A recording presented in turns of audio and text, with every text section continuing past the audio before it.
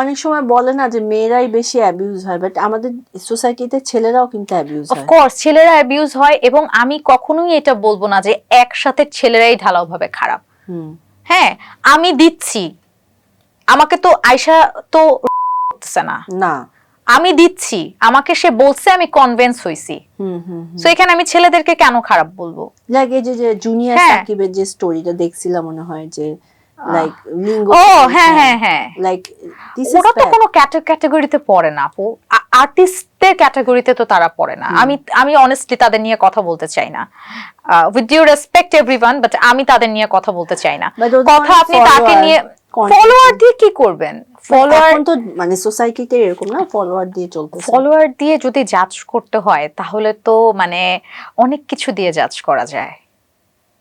Follower দিয়ে জাজ করতে হচ্ছে বলে তো আমরা এই ব্যাপারটাকে এত বেশি কি বলবো ট্যাগ লাইন হিসেবে ইউজ করতেছি। এটা তো ট্যাগ লাইন হিসেবে ইউজ করার না।